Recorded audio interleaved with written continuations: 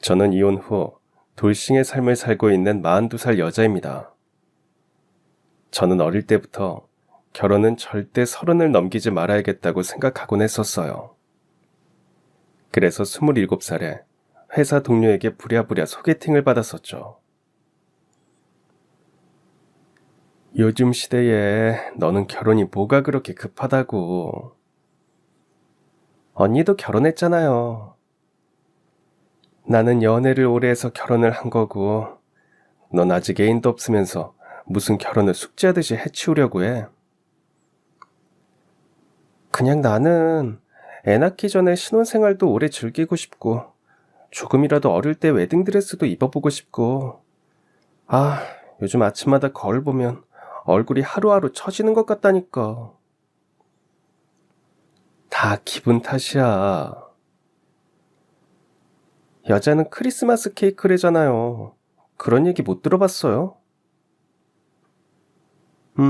난 못 들어봤는데. 12월 25일이 크리스마스잖아요. 24일에는 크리스마스 이브라 제일 이쁘고 설레고 25일 지나가면 끝이라는 거지. 그러니까 여자도 25살 지나가면 끝이라는 거예요. 무슨 그런 고려시대 같은 말이 다 있어. 요즘 같은 세상에 그런 말 하면 돌 맞는다. 그건 그런데 그래도 신경이 좀 쓰이네. 그것도 있어요. 사이시옷. 그건 또 뭐야? 23, 4, 5, 6, 시옷 들어갈 때까지가 이쁘고 7부터는 꽝이라고.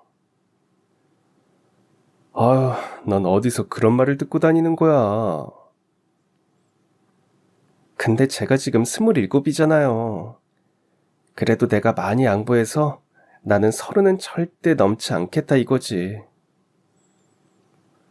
그래, 알았어. 소개팅 시켜주면 될 거 아니야. 진짜죠? 어떤 남자 좋아하는데 일단 얘기라도 해봐. 저는 다른 건 다 안 보고 그냥 직장 탄탄하고 성실하고 이왕이면 다정하면 좋고 아니면 어쩔 수 없고. 의외로 심플한데? 알겠어. 연락 줄게.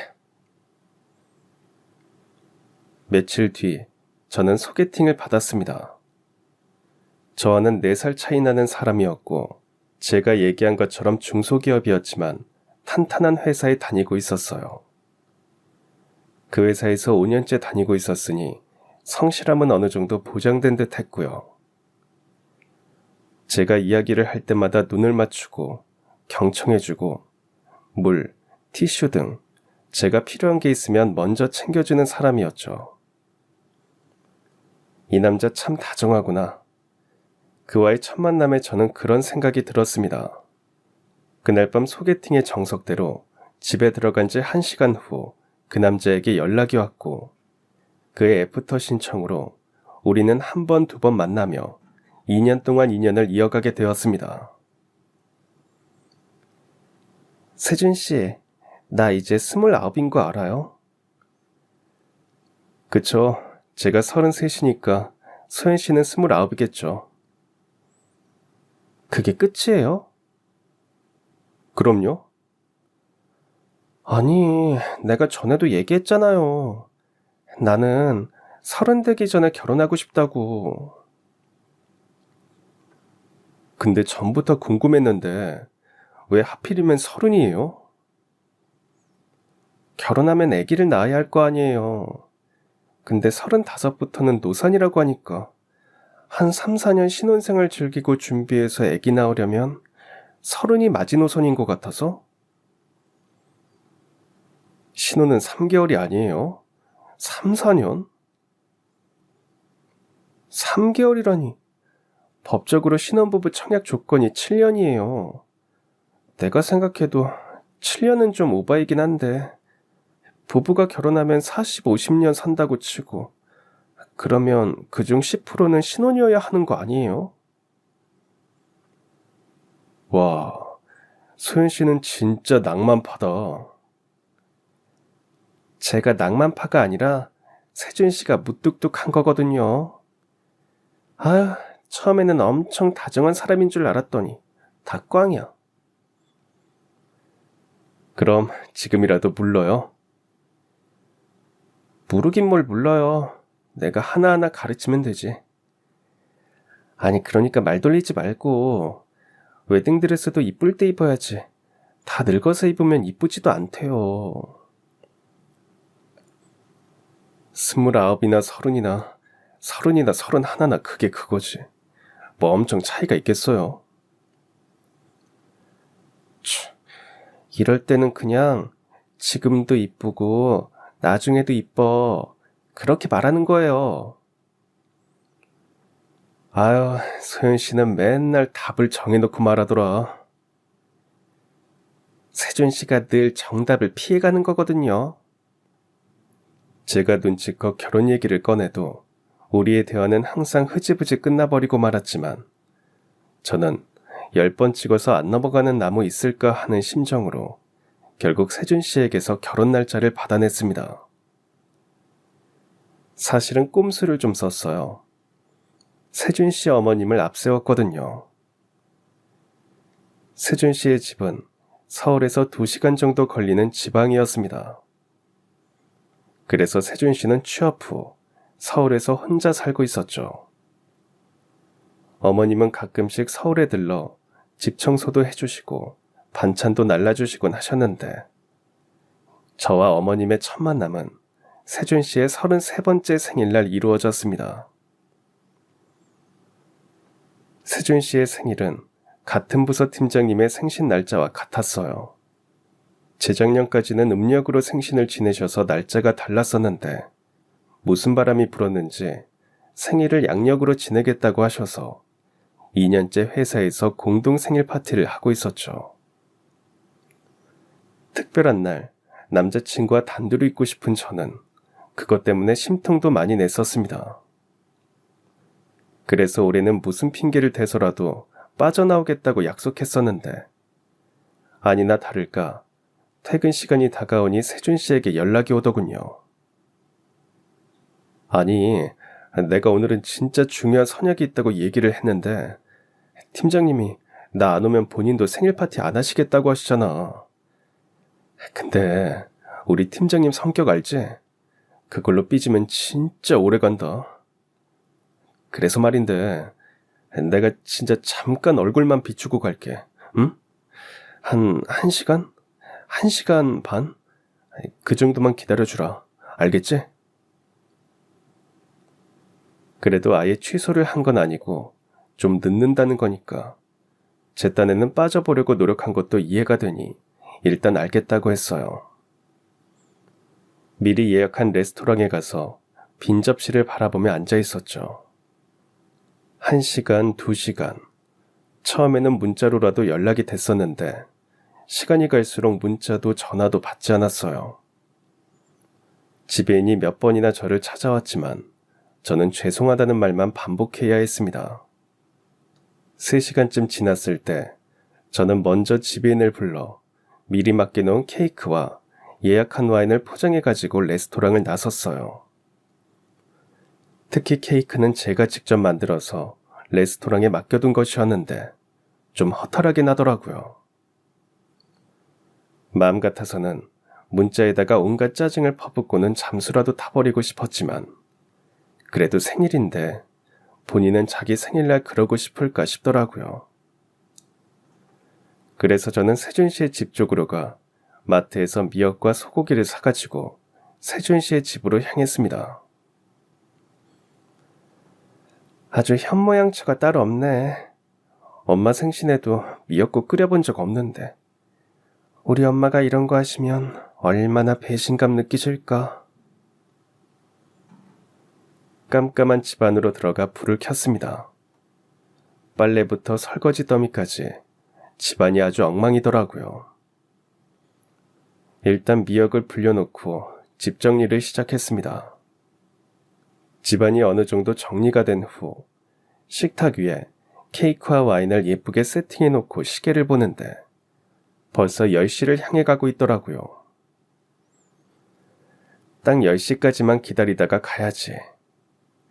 저는 세준 씨에게 집에 와 있다는 문자를 하나 남기고는 소파에 우두커니 앉아 기다렸습니다.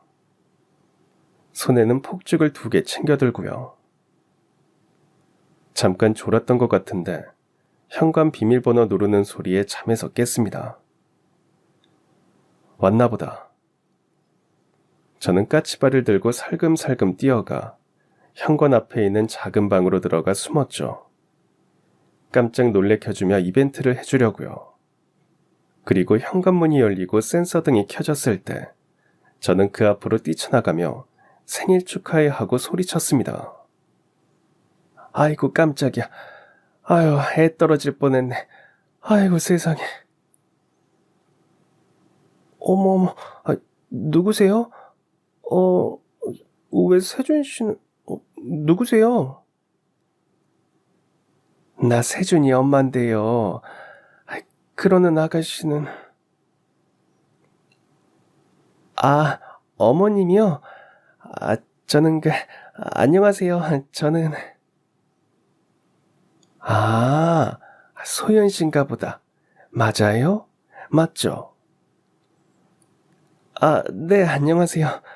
어머니, 저는 김소연이라고 합니다. 아유, 세준이한테 얘기 많이 들었어요. 이렇게 보네. 일단 들어오세요, 어머니. 근데 지금 세준 씨가 아직 집에 안 와서.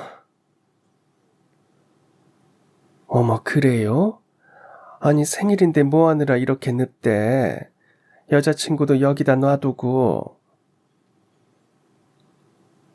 그게 회식이 있어가지고. 아유, 하필 이런 날 무슨 회식이야. 그러게요. 그런데 어머님은 이 시간에 어쩐 일로? 어머님 서산에 계신다고 들었는데 지금 올라오신 거예요? 아니, 나는 그게 아니라 오늘 동창 모임이 있어서 낮에 올라왔었는데 서울 온 김에 반찬 주려고 쌓아놓고 아까 못 두고 갔거든요.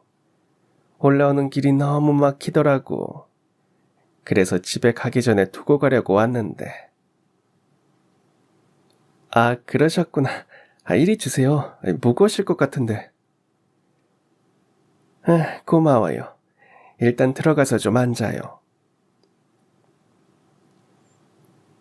저는 어머니가 싸우신 반찬통을 들고 낑낑대며 주방으로 들어갔어요. 어머님 반찬을 자주 먹어본 사람으로서 손맛이 정말 장난이 아니시거든요. 그 통을 보는데 보자마자 입에 침이 확 고이더라고요. 어머, 미역국이랑 이 케이크랑 다 소연 씨가 준비한 거예요?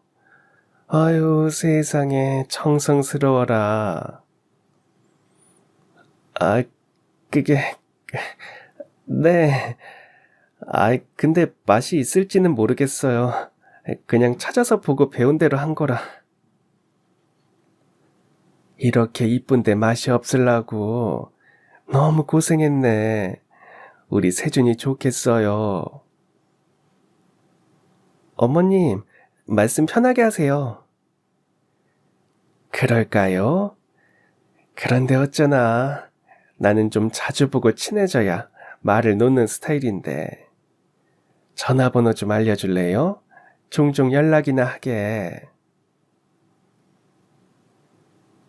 저는 그날 결국 세준 씨를 만나지 못하고 집으로 돌아갔습니다.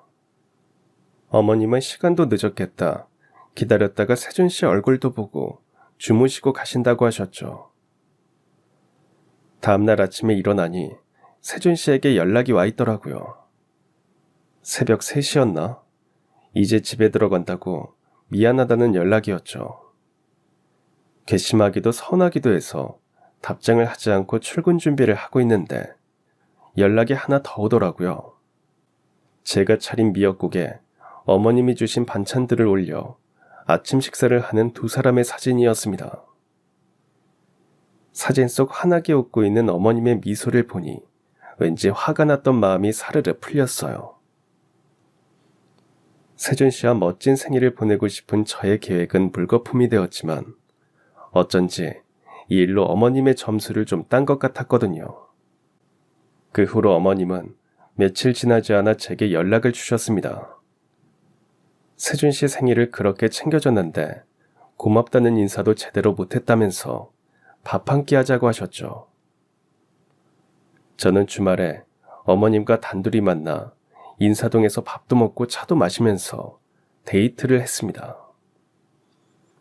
그런 시간을 보낸 후 우리는 부쩍 가까워졌죠. 어머님도 세준 씨에게 제 얘기를 좋게 해주신 모양이었습니다. 집에 들어갔는데 간널은 빨리 향기며 이제 막 씻어 건조시켜 놓은 가지런한 식기들이며 평소에는 그렇게 엉망인 집을 새 집으로 만들어 놓았다고 우렁각시가 따로 없다면서 입이 마르게 칭찬을 하셨대요. 그래서 말인데요. 엄마가 소연 씨 부모님 뵙자고. 저희 부모님이요? 이런 걸 상견례라고 하죠, 아마. 상견례? 소연 씨 소원 풀겠네요. 우리 엄마가 또 한 번 일 진행했다 하면 불도저거든요. 뭐 결혼하면 저만 좋아요. 말이 그렇다는 거지. 저도 좋아요. 우리 결혼합시다. 너무 멋없는 프로포즈였지만 저는 그걸로도 만족했습니다. 어머님과 친하게 지낸 건 정말 신의 한 수였어요. 세준 씨의 말씀대로 불도저 같은 성격이었던 어머님은 저와 처음으로 만난 지 3개월 만에 상견례를 진행하시고 6개월 만에 저는 결혼식을 올리게 되었습니다. 이때만 해도 마음만 먹으면 모든 계획대로 될 수 있다는 자신감이 있었죠. 제 계획대로 30 전에 결혼을 했고 어머님께 잘 보여 그 시기를 당길 수 있었으니까요. 그런데 결혼은 생각과는 다른 일이더라고요. 제가 세웠던 계획과 다짐 따위는 아무 소용이 없었습니다. 제가 세운 계획은 이랬습니다. 결혼 후 3, 4년 동안 신혼을 즐기다가 노산이 되기 전에 아이를 갖는다. 그리고 무뚝뚝한 남편을 다정다감한 남편으로 변신시킨다. 그런데 지나고 보니 전부 한 치 앞도 모르는 망상이었더라고요. 제 남편은 가까우면 가까울수록 무관심해지는 사람이었습니다. 왜 그런 사람 있잖아요. 잘 모르는 사람이나 남들에게만 친절하고 젠틀한 사람. 제가 첫 만남의 세준 씨를 다정하다고 느꼈다는 이유도 그것 때문이었어요. 제가 잘 모르는 남이었기 때문에 저를 배려하고 존중해서 다정하게 굴어주었던 거죠. 저는 그것도 모르고 그 다정함에 홀랑 넘어간 거고요. 남편은 회사에서는 최고의 인기남이었습니다. 회사 동료들의 대소사를 다 알고 미리 챙기는 1등 동료였죠. 심지어는 상사의 결혼기념일, 동료 자식, 와이프의 생일까지 다 알고 있을 정도였으니까요. 그런데 집에서는 정반대였습니다. 결혼 전부터 제가 아닌 팀장님과 공동 생일 파티를 하던 세준 씨는 결혼 후에도 마찬가지였습니다. 자기 생일도 남들과 보내는 사람인데 제 생일은 오죽했을까요? 오늘 늦게 끝나요? 오늘? 잘 모르겠네. 어제 이대리가 술 한잔 하자고는 했었는데 요즘 무슨 걱정거리가 있나 봐. 그래서 알겠다고 했어요? 뭐 별일 없으면 보자고 했었지. 세준 씨는 별일이 없고? 나? 별일 없는데 왜요? 아니에요. 아이 뭔데 말해봐요. 오늘 무슨 일 있어? 일찍 들어와야 돼요? 아니에요. 당신 생일도 밖에서 보내는 사람인데 내 생일이야 뭐. 아이고, 오늘 소연 씨 생일이에요? 그럼 미리 얘기를 하지. 누가 생일을 미리 말해요? 그것도 부부끼리. 아니, 내가 워낙에 정신이 없으니까. 됐어요. 괜찮아요. 에이, 괜찮긴.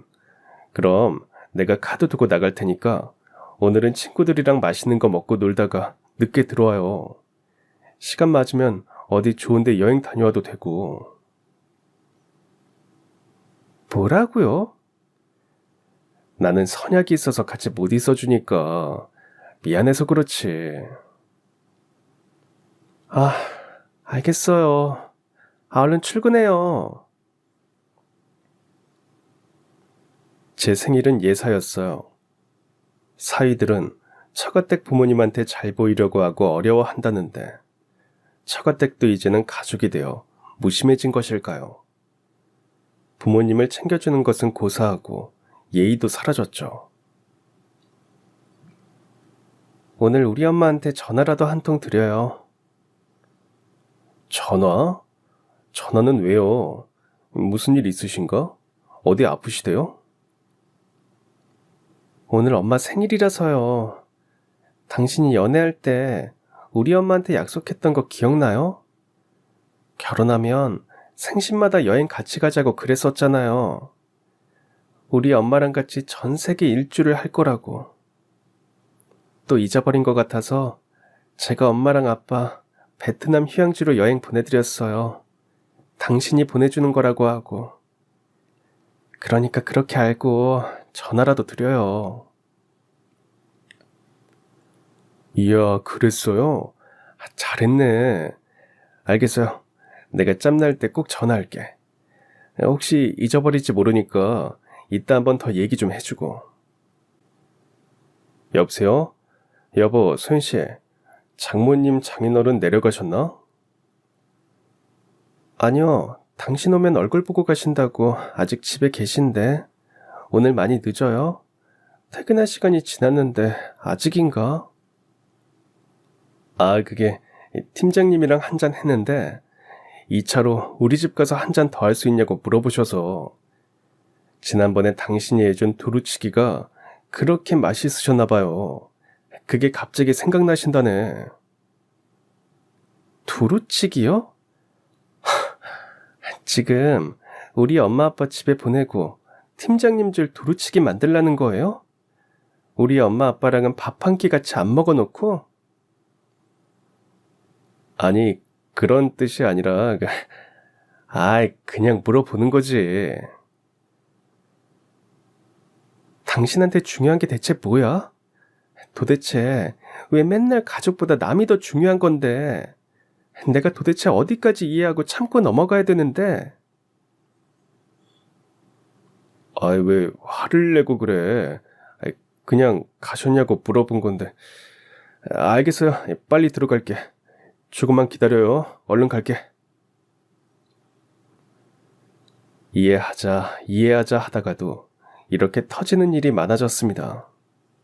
제가 무슨 민생을 지켜야 하는 경찰관이랑 사는 것도 아니고 나라를 지켜야 하는 군인이나 대통령이랑 사는 것도 아니었는데 늘 남편을 누군가에게 빌려주고 있는 느낌이었어요. 저는 점점 외로워졌고 이 집에서 마음 둘 곳이 필요해졌습니다. 우리 그냥 빨리 아이 가질까요? 아이요? 3, 4년은 신혼생활 하고 싶다고 하더니. 신혼생활을 해야 신혼이지. 그냥 맨날 나 혼자 집만 지키고 있는 거잖아요.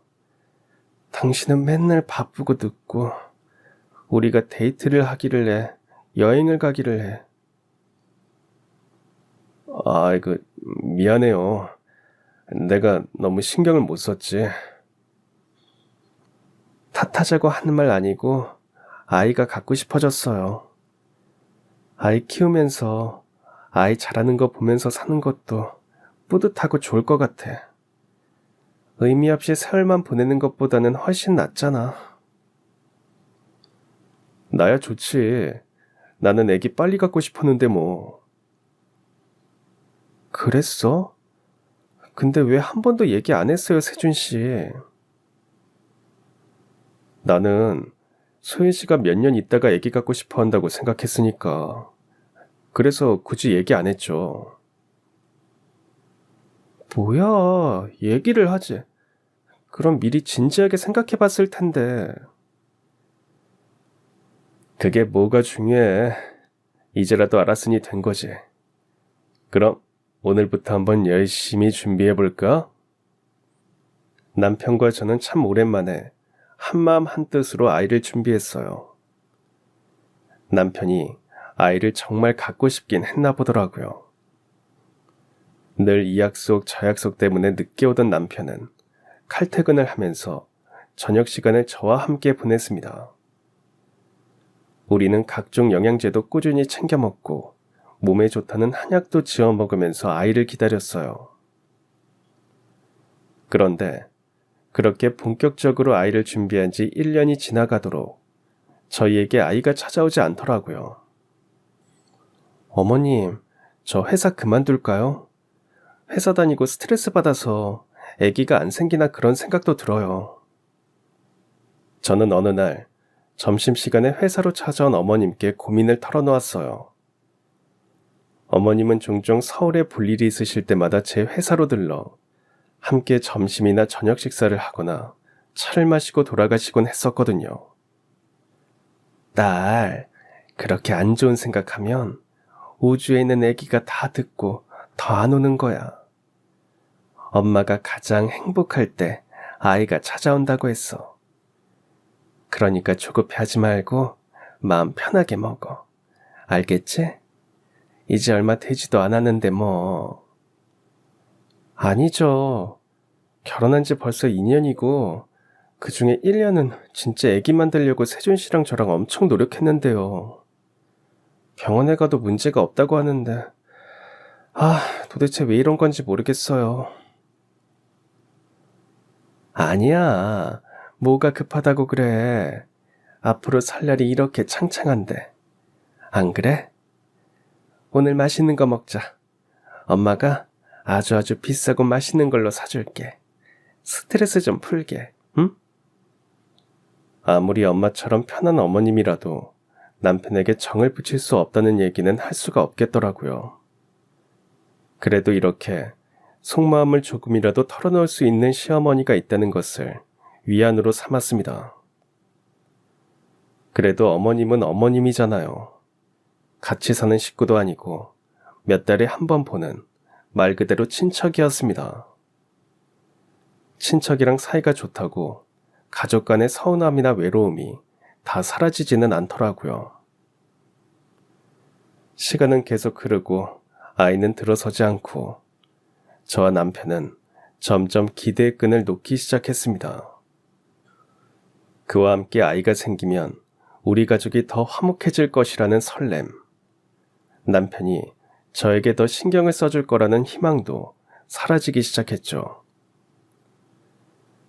그렇게 되니 짜증이 나거나 서운함이 몰려올 때마다 더 참기가 힘들어지더라고요. 아니, 오히려 예민함이 더해져 저는 점점 히스테릭해져 갔습니다. 나 여행 좀 다녀오려고요. 여행? 회사는 어쩌고요? 그동안 휴가도 안 쓰고 그대로 남아있어서 20일 정도 한 번에 쓸 수 있대. 제주도 같은 데 가서 한 달 살이 같은 거 할까 봐요. 한 달 살이? 여행도 별로 안 좋아하는 사람이 갑자기 왜요? 나 여행 좋아하는데? 여행 가자는 소리 한 번도 안 했잖아요. 그거야 당신이 늘 바쁘고 나랑 뭘 할 생각이 없어 보이니까 얘기를 안 꺼낸 거죠. 저 여행 되게 좋아해요. 그랬구나. 몰랐네. 아이, 괜히 미안하게. 미안하긴. 그냥 다녀올게요. 근데 갑자기 왜 결심했어요? 무슨 심경의 변화라도 생긴 거 아니야? 내일 모레 우리 결혼기념일이거든요. 그래서 기념 삼아 3년 내내 생일도 결혼기념일도 아무것도 기념해 본 적이 없어서 나한테 주는 선물이에요. 내가 그랬나? 네, 그랬죠. 그런 날 휴가를 한 번도 못 써봐서 지금 휴가가 저렇게 많이 남았으니 어쩌면 좋은 일일지도 모르겠네요. 잘 다녀올게요. 그 얘기를 하면서 저는 깨달았어요. 우리의 결혼 생활은 한 번도 무엇도 기념할 것도 기념해 본 적도 없었다는 것을요. 한 집에 사는 하숙생도 이보다는 나았을 거라는 생각이 들더라고요. 더 이상 빈 껍데기인 남편과 동거인으로 남아있고 싶지 않아졌습니다. 저는 20일 동안 제주도에서 지내기로 했어요. 한 달 살이, 장박이 유행이었던지라 숙소는 어렵지 않게 구할 수가 있더라고요. 저는 평소 잘 쓰지 않던 물건까지 해서 캐리어 3개의 짐을 몽창 실었습니다. 마치 이 집으로 다시는 돌아오지 않을 사람처럼요. 평소 같았으면 냉장고에 꽉꽉 채워 만들어 놓았을 반찬도 해놓지 않고 빨래통을 가득 채운 빨래도 건드리지 않고 그대로 제 집만 들고 몸만 나갔습니다. 어쩌면 그때 그 현관문을 나선 순간 저는 이미 결심했는지도 모르겠습니다. 이제 다시는 이곳으로 돌아오지 않겠다는 결심을요. 20일 동안 제주도에서의 생활은 한적하고 평화로웠어요. 먹고 싶을 때 먹고 자고 싶을 때 자고 자연을 벗삼아 쉬고 바람에 고민을 날리면서 신선놀음을 하듯 시간을 보냈죠. 그러다가 갑자기 현실이 코앞에 들이닥칠 때면 저는 스스로 일어날 준비를 했습니다.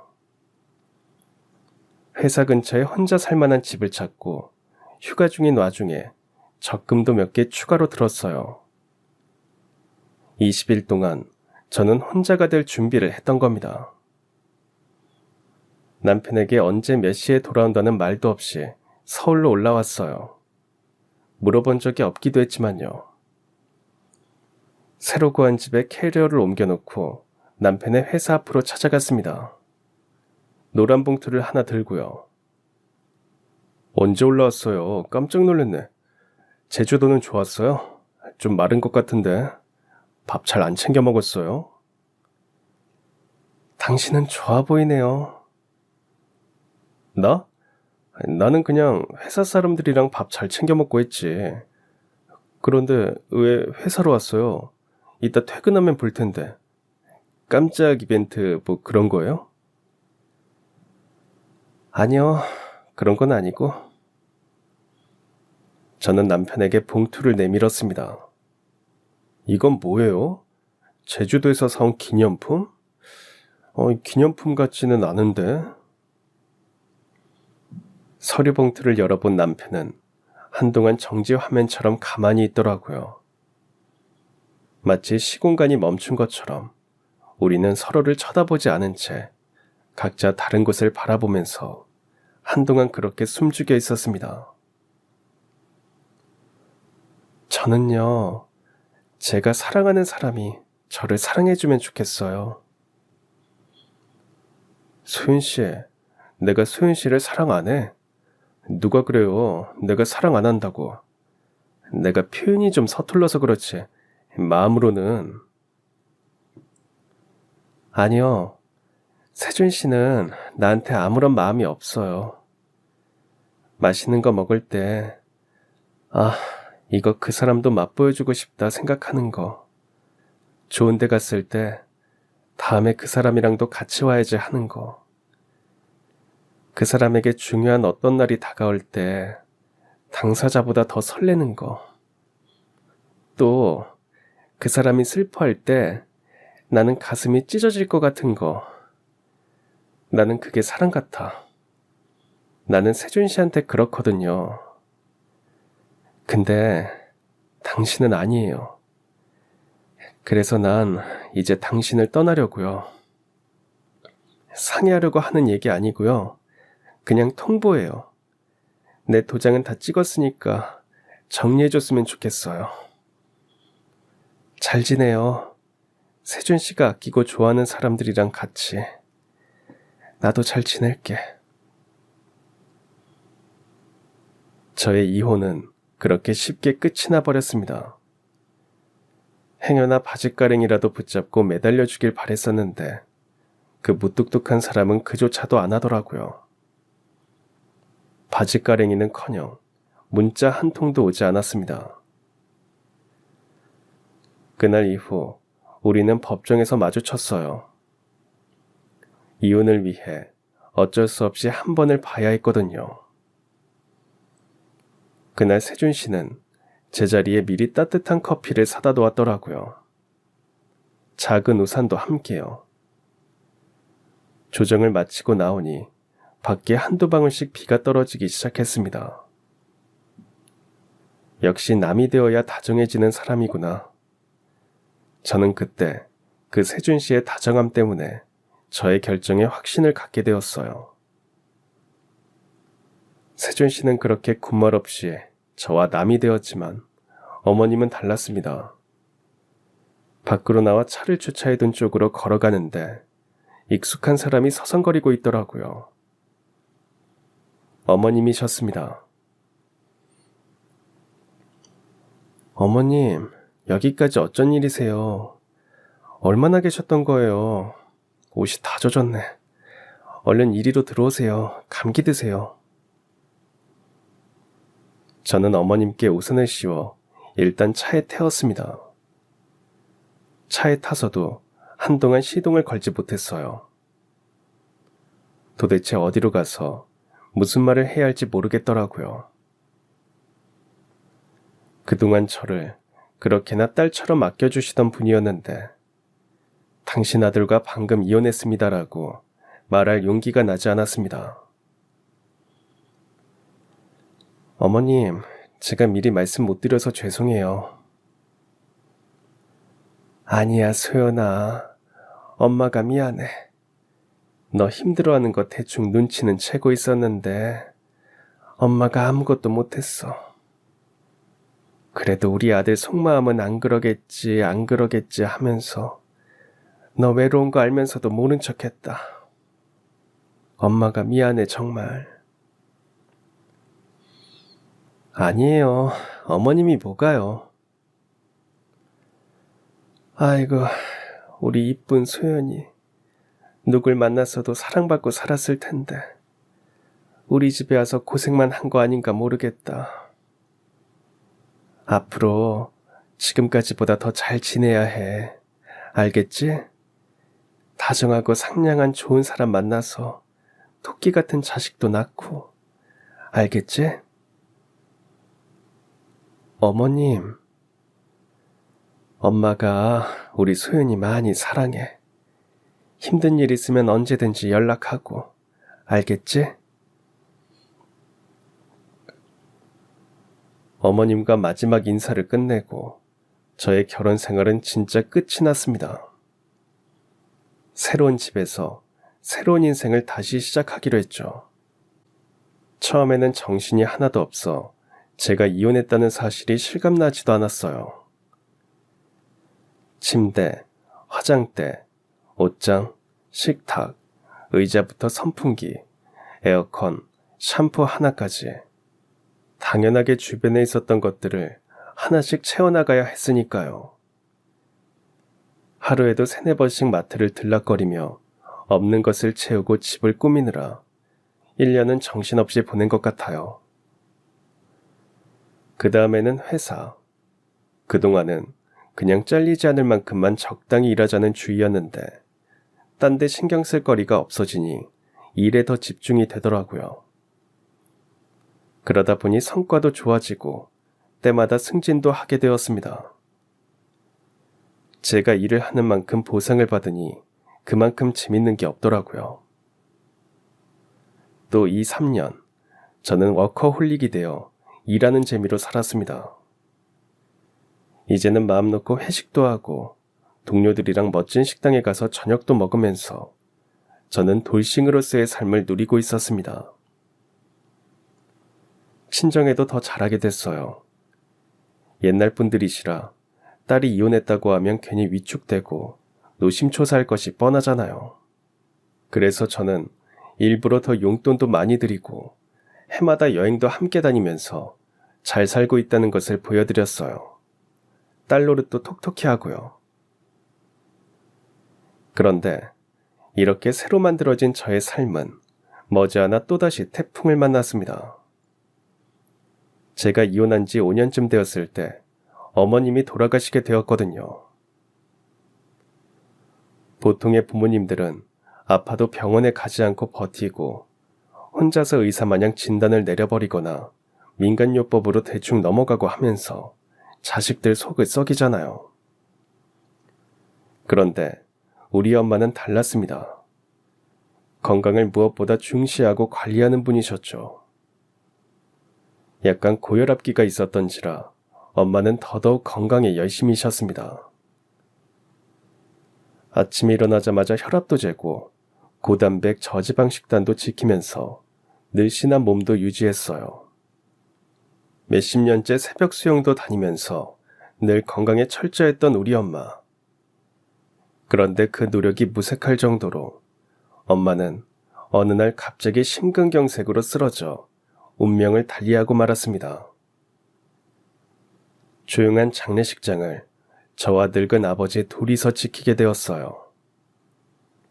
저는 형제도 자매도 없는 외동딸이었거든요.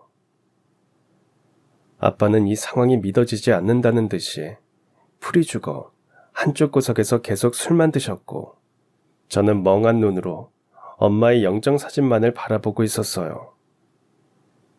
그제서야 그런 생각이 들더라고요. 이럴 때 세준 씨가 있었으면 내 곁을 지켜줬을까? 아닌가? 이번에도 남의 경조사 챙기느라 바쁘다는 핑계로 내 옆자리를 비웠으려나? 내게 아이가 있었으면 이 상실감을 묻은 채 힘내서 살아갈 수 있었을까? 어머님이 계셨다면 지금쯤 나를 찾아와 따뜻하게 안아주시고 밥도 먹이시며 나를 돌봐주셨을까? 그 생각을 하니 참을 수 없이 외로워지더라고요. 이혼 후 처음으로 제가 혼자라는 게 절실히 느껴지는 시간이었습니다. 하지만 어쩔 방법이 없더라고요. 그동안 어머님께 연락이 와도 매정하게 무시하고 지내왔던 저였습니다. 일상적인 안부 연락도 제 생일에 보내주시는 축하 연락도요. 저도 물론 어머님의 생신이나 명절에 먼저 연락드린 적 없었죠. 명절이나 제사 때가 되면 혼자 고생하실 어머님 생각이 종종 나곤 했었지만 그래도 하지 않았습니다. 어쩔 수 없이 어머님과 저는 이제 남이 되었으니까요. 그런데 이제 와서 연락을 드릴 수도 기댈 수도 없었습니다. 그건 너무 이기적이잖아요. 제정신이 아닌 채로 장례를 마치고 저는 이제 아빠를 돌봐야 했습니다. 평생의 반려자를 잃은 아빠는 그야말로 어깨가 축 처져 아무런 삶의 낙이 없어 보였거든요. 40년 가까이 함께 살아온 엄마와 아빠, 그 짝을 잃은 기분은 결혼 생활을 고작 3년밖에 안 해본 저로서는 감히 상상할 수도 없었습니다. 그래서 저는 매일 아침 저녁으로 아빠에게 연락을 드리고 주말이면 아빠를 찾아가 함께 시간을 보내며 다시 아빠의 삶이 안정을 되찾게 혼신의 힘을 기울이고 있었죠. 산 사람은 어떻게든 산다고 하잖아요. 세월이 약이라는 말도 있고요. 그 말들이 다 괜히 생긴 말이 아니더라고요. 그렇게 서로에게 유일한 버팀목이 되어 살다 보니 1년, 2년 지나며 우리는 또 그 안에서 나름대로의 안정을 찾고 행복을 찾아갔습니다. 그렇게 또 5년이 흘렀어요. 어느덧 제 나이는 40대가 되었고 말 그대로 중년 한가운데 있는 아줌마가 되어 있었어요. 저희 회사 사람들은 하루가 멀다 하고 제게 잔소리를 했죠. 소연 씨, 진짜 재혼 안 할 거야? 이제 더 지나가면 애도 못 낳는다. 부장님, 혹시 소개팅 안 하실래요? 저희 남편 상사 중에 부장님처럼 돌싱인 분이 계신데 진짜 좋으신 분이래요. 아기가 하나 있긴 한데 진짜 착하고 이쁘다고. 제가 업무를 하다가 스트레스라도 받을 때면 잔소리는 더 심해졌어요. 이게 다 소연 씨가 스트레스를 풀 데가 없어서 그래. 여자는 그래도 남자 그늘 안에 있어야 평탄하게 사는 건데. 우리 부장님 요즘 히스테리 너무 심하지 않아? 돌싱 히스테리가 노처녀 히스테리보다 더 심한 것 같아. 아, 벌써 갱년기 오나? 근데 왜 이혼한 거래? 바람 폈나? 부장님이 남편이.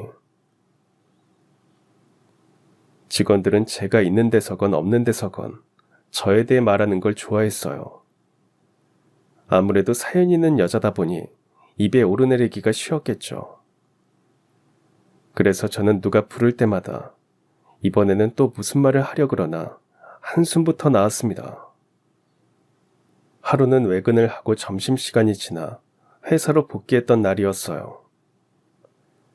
제가 들어오는 걸 보시더니 옆팀 선배가 입이 근질근질한 모양새로 제 쪽으로 다가오시더라고요. 또 시작이다 또 시작. 저는 벌써부터 질려서 맥없는 표정으로 선배를 쳐다봤죠. 그런데 선배님이 하시는 말이 김 부장, 그런데 또 왜요 선배님? 결혼하라고? 어디 돈 많은 노인네 만나서? 제가 좀 알아서 할게요 좀. 아니 누가 뭐라고 했나? 그게 아니라 나는 뭔데요 그럼 얘기해보세요. 또 뭐 재혼 히스테리 이런 얘기만 해봐야 하죠. 아니 들어오다가 누구 못 만났냐고. 만나긴 누굴요? 누가 저 찾아요? 아니 한 1시간 전쯤에 어떤 아주머니가 오셔서 김 부장을 찾더라고. 아주머니요? 근데 그분이 자기가 김 부장 엄마라고. 엄마요? 근데 김 부장 어머님 5년 전에 돌아가셨잖아. 그래서 이상해가지고 일단 다시 돌려보냈는데 혹시나 만났을까 싶어서 물어본 거야. 맞는데 우리 엄마 5년 전에 돌아가셨는데? 맞지? 그거 봐. 내가 딱 생각이 났다니까. 그럼 그 사람은 대체 누구지? 간지 얼마나 됐다고요? 한 1시간? 일단 알겠어요. 저는 그 길로 바로 로비로 뛰쳐내려갔습니다. 당연히 그 사람이 우리 엄마일 리는 없죠. 그런데 뭔가 기분이 이상했거든요. 그 순간 늘 저를 딸이라고 부르시며 제 편이 되어주시던 어머님이 생각났습니다. 누군가 다른 사람에게 저를 딸이라 했다면, 당신이 저의 엄마라고 소개했다면 그 사람은 어머님밖에 없었거든요. 그런데 다짜고짜 딸을 찾아왔다고 할 분이 아니신데, 그것도 사무실까지 올라오실 분이 아니신데, 어느 정도의 확신과 많은 궁금증이 제 머리를 뒤덮었을 때 로비 커피숍 의자에 앉아 이쪽을 두리번두리번 바라보고 있는 어머님의 모습을 볼 수 있었습니다. 한 10년 만이었던 것 같아요. 10년 만에 만난 어머님은 자칫하면 못 알아볼 만큼 많이 변해 있었습니다. 하얗게 새어버린 머리부터 앙상하게 말라버린 몸, 얼굴에는 주름이 뒤덮여 원래 어머님의 모습을 다 잡아먹어버렸더라고요. 어머님. 딸 왔어? 약속해놓고 왜 이렇게 늦게 왔어? 한참 기다렸네. 앉아. 밥은? 아까 아무리 기다려도 안 내려오길래 내가 걱정이 돼서 잠깐 올라갔었는데. 그 누구니? 뚱뚱하고 안경 쓴 사람. 그 사람이 나를 엄청 이렇게 쳐다보더라. 그 사람 새로운 사람이야? 처음 보는 것 같은데. 옆팀 부장님이세요. 옆팀으로 오신 지 얼마 안 되셔서. 아, 그래. 어쩐지. 그럼 내가 소개를 좀 꼼꼼하게 할 걸 그랬다. 어머님, 그런데 식사는 하셨어요? 언제 오신 거예요? 밥? 아휴, 아직 못 먹었지. 너는 먹었어? 아니에요. 저 아직 못 먹었어요. 외근 다녀오느라. 그럼 일단 어디 가서 뭐 좀 먹어요. 일어나세요. 저는 어머님을 모시고 근처 한식당으로 향했습니다. 잠깐 화장실 간다고 말씀을 드리고는 화장실에서 세준 씨에게 전화를 했어요. 처음에는 전화번호도 가물가물해서 휴대전화 창을 열어놓고는 한참을 망설였어요. 10년의 세월이란 게 그런 거더라고요. 그런데 그 10년이 지났음에도 아무렇지 않게 저를 딸이라며 찾아온 시어머니. 분명 무슨 일이 있었던 겁니다. 여보세요? 세준 씨, 오랜만이야. 나 소연이에요. 소연 씨? 소연 씨가 웬일로? 잘 지냈어요? 난 잘 지냈지. 세준 씨는? 아니, 그것보다 지금 저 어머님이랑 같이 있어요. 어머님? 우리 엄마? 거기 어디요? 엄마 거기 계세요? 여기 우리 회사 앞에 있는 식당인데 혹시 어머님 무슨 일 있으신 거예요? 그게 일단 잠시만 끊을게요. 내가 경찰에 엄마 실종 신고를 해놔서 찾았다고 말씀드리고 그리로 바로 갈게요. 잠시만 엄마랑 같이 있어 줄래요? 실종 신고요? 일단 알았어요. 식사를 못 하신 것 같아서 같이 밥 먹고 있을 테니까 천천히 와요. 여기 주소 보내놓을게. 다시 식당으로 돌아와 어머님을 마주했어요.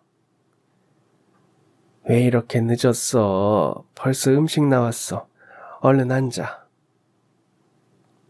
어머님이 허겁지겁 밥을 드시더라고요. 배 많이 고프셨어요, 어머니? 아휴, 내가 너무 급하게 먹었나? 아니, 사실은 어제 세준이랑 떡볶이 해 먹은 다음에 오늘 아무것도 못 먹었거든. 그래서 그런가 배가 좀 많이 고프네. 세준 씨랑 떡볶이를요? 세준이가 얘기 안 해? 어제 퇴근하자마자 집에 와가지고 같이 장 보다가 떡볶이 먹자고 해서 해 먹었어. 세준 씨 많이 다정해졌네요. 그게 다 소연이 네 덕분이지. 그때 싸우고 난 뒤로 애가 완전 달라졌잖아. 싸워요? 저희가요? 그때 왜 너 결혼기념일 때 혼자 제주도 갔을 때 그때 세준이가 거의 페인처럼 지냈었잖아. 애가 하도 전화를 안 받아서 내가 집에 갔더니만 아유, 집안 꼴은 개판이지. 밥은 언제 먹고 안 먹었는지 냉장고는 텅텅 비어있지. 그때요. 그런 집에서 너 잠옷을 앞에 펼쳐놓고는 혼자 술 마시면서 울고 있더라고. 세준 씨가요? 너가 짐을 너무 많이 싸버려가지고 네 물건이 잠옷 하나 남았는데 보고 싶다면서 막 울더라. 나 세준이 군대 갈 때 이후로 우는 거 처음 봤잖아. 세준 씨는 그때 저의 부재를 실감하면서 많이도 울었다 했습니다. 제 물건이라고는 하나도 남김없이 사라진 집에서 빨래통 저 안 깊숙이에서 제 잠옷 하나를 찾았더래요. 그 잠옷을 보면서 어쩌면 세준 씨도 느꼈던 것 같습니다. 그 집안의 흔적처럼 제가 세준 씨 인생에서 사라지게 될 거라는 걸요. 세준 씨는 그 일을 겪은 후 사람이 180도 달라졌대요. 회사 사람들과 잘 어울리지도 않고 한 달에 한 번도 잘 걸지 않던 전화를 매일매일 꼬박꼬박 해가며 주말에는 어머님과 함께 꽃구경도 가고 영화도 보러 다니고 했다죠. 있을 때 잘하라는 말이 있잖아. 세준이가 그때 너 여행 보내놓고 그걸 그냥 확 느낀 거지. 그때 세준이가 술 마시다가 그랬었는데 너 돌아오면 그동안 못해준 거 다 해줄 거라고. 그래서 그때부터 엄청 다정해졌잖아. 너한테는 안 그랬어? 소연이 너한테는 계속 무뚝뚝하니 그래? 아유, 아니 이놈이 그랬단 말이야? 아니, 그게 아니라 어머님, 저희 이혼을... 소연씨, 엄마. 그때 세준씨가 들어왔어요. 세준씨는 얼굴이 벌게서는 온몸이 긴장한 듯 부들부들 떨고 있었죠. 얘 세준아, 너 소연이한테 계속 무뚝뚝하게 그랬어? 엄마한테는 그렇게 잘해주더니만. 세준씨, 잠깐 얘기 좀 할까요? 어머님, 저 세준씨랑 못한 얘기가 있어서 잠깐 얘기 좀 하고 올게요. 식사 좀 하고 계세요? 저는 세준씨를 불러놓고 먼저 방을 나가버렸습니다. 뭔가 한참 잘못된 것 같은 이 분위기. 대충 무슨 상황인지 짐작이 되었지만 인정하고 싶지 않았거든요. 제가 생각하는 그런 게 아니라고 세준씨가 빨리 말해줬으면 했습니다. 맞아요. 소윤씨가 생각하는 거. 엄마가 치매래. 말도 안 돼. 한 3년 전쯤인가. 그때부터 길을 자꾸 잊어버리시고 깜빡깜빡 하셔서 건강검진하면서 확인해봤는데 맞다고 하더라고요. 그런데 위험하게 이렇게 혼자 다니시게 하면 어떡해요. 약 받아서 잘 먹고 잘 버티고 있었어요.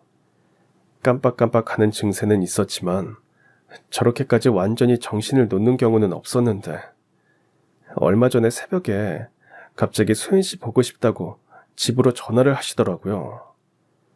그때부터 약을 잘 안 챙겨 드시는 것 같더니 오늘 이사달이 나버렸네.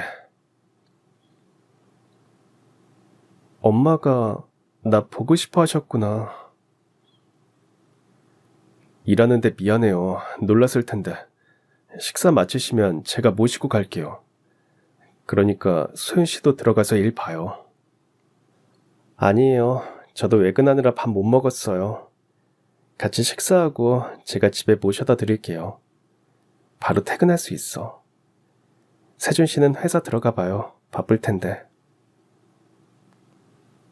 나 이제 하나도 안 바쁜데. 네? 나 이제 전처럼 회사에 목매고 안 살거든요. 나도 괜찮아요. 여기 있어도 돼. 그럼 오랜만에 셋이 밥이나 먹을까요? 갑자기 나도 배가 고프네. 저와 세준씨, 어머님은 그날 10년 만에, 아니 사실은 그보다 오랜만이겠죠. 결혼 생활을 할 때도 셋이 밥을 먹은 적이 별로 없으니 어쨌든 우리는 함께 식사를 했습니다. 어제도 그제도 원래 그랬다는 듯이 편안하고 행복하게 식사하시는 어머님의 얼굴을 보니 왠지 눈물이 나더라고요. 어머님은 그때 그 시절에 갇혀 사셨구나. 이렇게라도 돌아가고 싶으셨구나. 오늘 고마웠어요. 이제 내가 엄마 모시고 갈게. 얼른 들어가 봐요. 그래요. 어머님, 맛있는 밥 사주셔서 감사합니다. 또 봬요. 그래, 우리 딸. 남은 일도 파이팅하고 이따 퇴근하면 전화하자. 네, 어머니. 정말 할 거예요? 네? 뭘요? 전화. 아까 보니 전화번호 아직 안 바꿨던데. 그럼, 나도 소연 씨한테 전화해도 돼요? 그런데 갑자기 왜... 그냥 이렇게 만나고 보니까 또 보고 싶어서. 우리 엄마가 나보다 훨씬 용기 있구나 그런 생각이 들어서. 세준 씨. 불편하면 안 그래도 되고요. 아니에요. 다 지난 일인데 뭐. 불편할 게 뭐가 있어. 그날 이후 세준 씨는 저에게 자주 연락을 했습니다. 어떤 날은 반차를 쓰고 저희 회사 앞에 찾아오기도 했고, 퇴근 후 약속을 잡아 근사한 식당에서 데이트를 하기도 했어요. 세준 씨는 제가 그 사람을 처음 만났을 때처럼 다정한 모습으로 저를 대해주었어요. 요즘 세준 씨 보면 꼭 우리 처음 만날 때 생각나는 거 알아요? 그런가? 내가 다정하게 해줘서? 알고 있네. 세준 씨는 남한테는 늘 다정하잖아. 나도 이제 남이라 그런가 되게 다정하네. 누가 나한테 있을 때 잘하라고 해서. 그래서 소연 씨 떠나고 나서 남은 가족한테라도 잘하려고 했는데 그것도 마음대로 안 되더라고요. 본 모습 그대로 있어주질 않더라고. 여기도 저기도 내가 너무 늦었지 뭐. 그래서 이제라도 서툴다는 핑계로 외면하지 않으려고요. 앞으로 내가 그래도 될까? 소연 씨한테. 세준 씨는 그렇게 저에게 두 번째 프로포즈를 했습니다. 첫 번째 프로포즈보다는 훨씬 근사하게요. 처음 우리의 인연도 어머님이 이어주셨는데 두 번째도 역시 어머님이었어요. 우리는 다시 집을 합치기로 했습니다. 물론 걱정이 앞서기도 했어요. 사람은 고쳐 쓰는 게 아니라는 말, 누구보다 실감했던 저니까요. 그런데 그런 생각이 들더라고요. 우리 엄마가 돌아가셨을 때 제가 두 사람을 생각하며 외로워하고 힘들어했듯이 세준 씨에게도 그런 일이 생기면 그 사람도 나처럼 그렇지 않을까. 근데 그때 내가 모른 척 지나가지 않았으면 좋겠다. 나는 이 사람 옆에 있어주고 싶다. 제가 저희 엄마가 돌아가셨다는 얘기를 했을 때 세준 씨는 갑자기 커피숍에 앉아 오열을 하고 울었더랬습니다. 결국 장모님께 용서받을 기회도 잃었다면서요.